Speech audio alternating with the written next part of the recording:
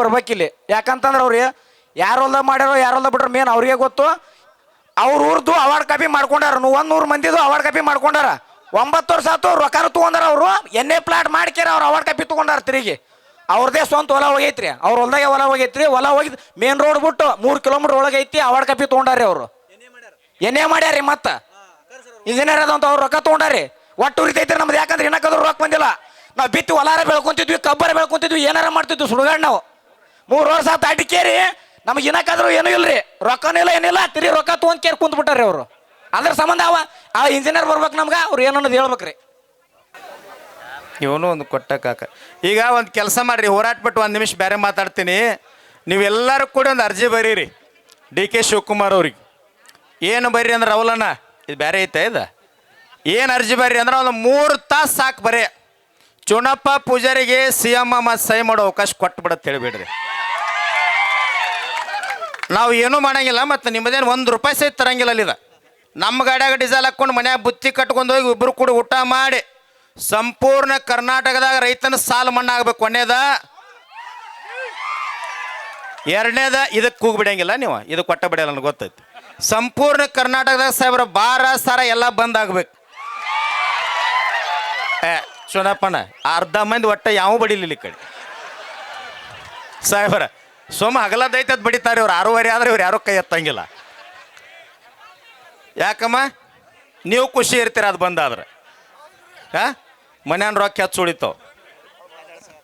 3ನೇದೈತಿ ಆಲ್ಮಟ್ಟಿ. ಒಂದು ಎತ್ತರ ಮಾಡಿ ಎಲ್ಲೆಲ್ಲಿ ಏನೇನು ಕರ್ನಾಟಕದಾಗ ಪರಿಹಾರ ಅದಾವಲ್ಲ ಎಲ್ಲ ಕೊಟ್ಟು ಒಳಗಿಂದೆಲ್ಲ ಖಾಲಿ ಮಾಡಿ 2,86,000 ಹುದ್ದೆ ಖಾಲಿ ಅದಾವ. ಎಲ್ಲ ಹತ್ರನಟ್ಟು ನೇಮಕ ಮಾಡಕ್ಕೆ ಪಟ್ನ 3 ತಾಸ್ನಾಗ ಮತ್ತೆ ಯಾವ ಬಂದರೂ ಬದಲಾಯಿಸ್ಬಾರ್ದು. ಅಟ್ಟು ಮಾಡಿ ಮತ್ತೆ ನಮ್ಮ ಗಾಡಿಯಾಗ ತಿಲೇ ಬರ್ತೀವಿ ನಾವು. ಉಳ್ಕದವ ಯಾವಾಗ ಪಡ್ಕು. ಏನು ರಾಜಕಾರಣಪ್ಪ ರಾಜ್ಯದಾಗ.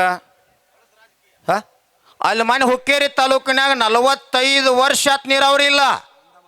ರಾಮದುರ್ಗದಾಗ ನೀರಾವರಿ ಇಲ್ಲ. ಆ MLAಗೆ ತಿಂಗಳಾತು ಮನವಿ ಕೊಟ್ಟಾರ. ಅವ ಪುಣ್ಯಾತ್ಮ 2 ದಿನದಿಂದ ಹೋರಾಟ ಮಾಡೋದು ನಾಳೆ ಐತಿ ಅಂತ ಬೆಂಗಳೂರು ಹೋಗಿಬಿಟ್ಟ. ನಾವು ಇಲ್ಲ ತಮ್ಮ ಎದಕ್ಕೆ ಬಂದು ಹೇಳ MLA ಅವ. ನೀವು ಏನು ಮಾಡಬೇಕಂದ್ರೆ ನಿಮ್ಮದು ಒಂದು ತಪ್ಪದ.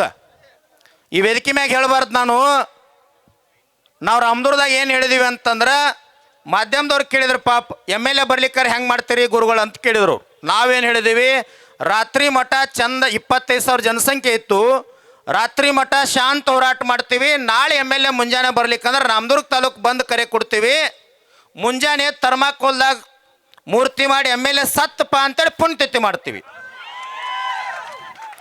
ಆದರೆ MLA 3 ದಿನ ಬರೋಕ್ಕೆ ಟೈಮ್ ಸಿಗಲಿಲ್ಲ ಅಂದ್ರೆ 3 ದಿನ ಆದ್ಮೇಲೆ ಜಗಲಿ ಮ್ಯಾಗ ತೋತಾರಲ್ಲ ಅವಾಗ ಬೇಕಾದ್ರೆ ಅವನ ಬರಲಿ ಬೇಕಾರತ್ತೇಳಿ ರಾತ್ರಿ ಪುಣ್ಯಾತ್ಮ ಸಾಹೇಬರ ಬೆಂಗಳೂರಿಂದ ಫ್ಲೈಟಿಗೆ ಬಂದು 10 ಗಂಟೆಗೆ ಬರ್ತಾನೆ ಹೇಳಪ್ಪ ಗುರುಗಳಿಗೆ ಚುನಾಪಕ್ಕೆ ಬೈಬೇಡತ್ತೆ ಹೇಳಿದ್ರು ಅವ್ರು. ನಾವ್ಯಾಕೆ ಬೈಯನು ಪುಣ್ಯಾತ್ಮ? ಯಾವ MLA MP ಅಧಿಕಾರಿಗಳು ನಾವ್ಯಾಕೆ ಬೈಯನು?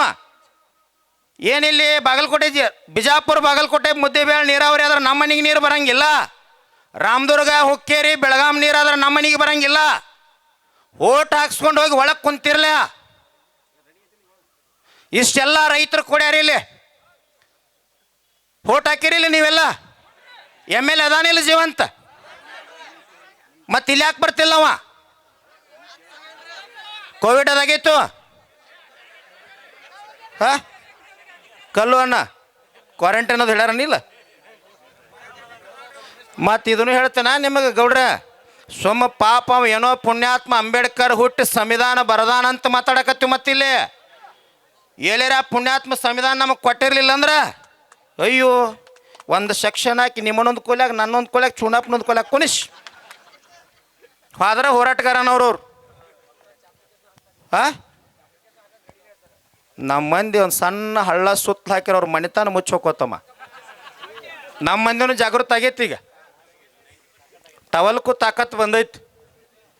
ಅವರು ಹಿಂದೆ ಮುಂದೆ ನಮ್ಮ ಪೊಲೀಸ್ ಅಂತಂಬ್ರ ಗಾಡಿ ಇರ್ತಾವೆ ಸೆಕ್ಯೂರಿಟಿ. ನಮ್ಮದು ಹಂಗಲ್ಲ, 24 ತಾಸು ಗೋಳೆ ಚಾಲೋನ ಇರ್ತೈತೆ. ಅದು ಬಂದ ಇಲ್ಲ ಇದಕ್ಕೆ ಹಂಗಿಲ್ಲ. ಅದಕ್ಕೆ ಏನು ಹೇಳಕತ್ತೀವಿ ನಾವು ಸರ್, ಅಧಿಕಾರಿಗಳ ಲಕ್ಷ್ಯಕ್ಕಿರಲಿ. ಇನ್ನೊಂದು 4-5 ಜನ ನಮ್ಮ ಮುಖಂಡರು ಮಾತನಾಡ್ತಾರೆ. ನಾಗರ ಬೆಟ್ಟ ಯೋಜನೆದು ಏನಾಯಿತು, ನಮ್ಮ ಶಾಂತಗೌಡರು ಹೇಳಿರ್ತಕ್ಕಂಥ ಎಲ್ಲ ಪಾಯಿಂಟಿಗೆ ಸಮರ್ಪಕವಾಗಿರ್ತಕ್ಕಂಥ ಉತ್ತರ ಬರ್ಬೇಕು ಸರ್. ಅಕಸ್ಮಾತ್ ಉತ್ತರ ಬರಲಿಲ್ಲ, ನಮಗೆ ಸಮಂಜಸ ಆಗಲಿಲ್ಲ ಅಂತಂದ್ರೆ ತಾವೆಲ್ಲರೂ ಇಲ್ಲೇ ಕುಂಡಿರ್ಬೇಕು, ಪ್ರಸಾದ ಐತಿ ಊಟ ಮಾಡಬೇಕು, ರಾತ್ರಿ ನಮ್ಮ ಜೊತೆ ಇರಬೇಕು, ನಾಳೆ ನಿರಂತರ ಆಗಬೇಕು. ಇವತ್ತು ರಾತ್ರಿ ಮುಂದುವರಿತಂದ್ರೆ MD ಅವ್ರು ಬರ್ತಾರೆ ರಾತ್ರಿ ತಮ್ಮ, ನಾಳೆ ಜಿಲ್ಲಾ ಉಸ್ತುವಾರಿ ಬರ್ತಾರೆ, ನಾಳೆ ಸಂಜೆ ಒಳಗೆ ಅನುಕೂಲ ಆದ್ರೆ ಡೆಲ್ಲಿಗೆ ಹೋಗ್ಯಾರಂತೇನೋ DK ಶಿವಕುಮಾರ್ ಅವ್ರ, ನಾಳೆ ಒಂದಿನ ಟೈಮ್ ಕೊಡು, ನಾಡ್ದು ಮುಂಜಾನೆ ಅವ್ರು ಬರ್ತಾರೆ.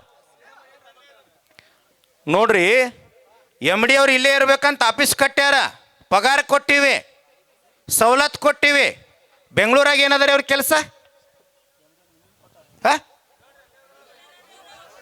ಅಲ್ರಿ ನಾಗರಬೆಟ್ಟ ಏತ್ ನೀರಾವರಿ ಅದು ಕರೆಂಟ್ ಬಿಲ್ಲಿಗೆ 5 ಲಕ್ಷ ಕೊಡಾಕತ್ತೀರಿ. 5 ಲಕ್ಷ ಯಾರಪ್ಪಂದಪ್ಪ ರೊಕ್ಕದು?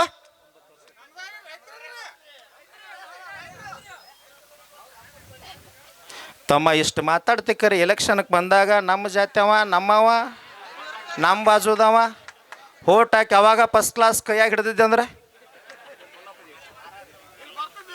ಮತ್ತೆ ನೀ ಇಲ್ಲಿ ಬಿದ್ಯಾಕೊಂಡಿರ್ತಿದ್ದಲ್ಲ, ನಿಂದು ತಪ್ಪೈತಿ. ತಮ್ಮ ಹೆಸರು ಒಟ್ಟ ತೊಗೊಳಂಗಿಲ್ಲದ. ಯಾರಿಗೆ ಚುನಪ್ಪ ನಾನು ಬೇಯಾಕತ್ತೀವಿ ಅಂತೇಳಿ ನಿನಗೂ ಗೊತ್ತೈತಿ, ಅವ್ರಿಗೂ ಗೊತ್ತೈತಿ. ಹೆಸರು ಒಟ್ಟ ತಗೋಬಾರ್ದು, ಟವಲ್ದಾಗ ಹಾಕಿ ಹಿಂಗೆ ಹೋಗಿ ಹಿಂಗೆ ಬರ್ಬೇಕದು ಅಷ್ಟೇ. ಬೈಬಾರ್ದು ಹಂಗೆಲ್ಲ. ಬೇಸ್ಕೊಂಡವ್ರಿಗೆ ಗೊತ್ತಿರ್ತೈತಿ, ಬೇದವ್ರಿಗೆ ಗೊತ್ತಿರ್ತೈತಿ.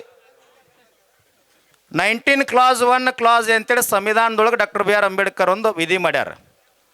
ಮುಕ್ತವಾಗಿ ಮಾತಾಡು, ಯಾರಿಗೆ ಬೇಕಾದವ್ರಿಗೆ ಹೇಳತ್ ಹೇಳ್ಯಾರ.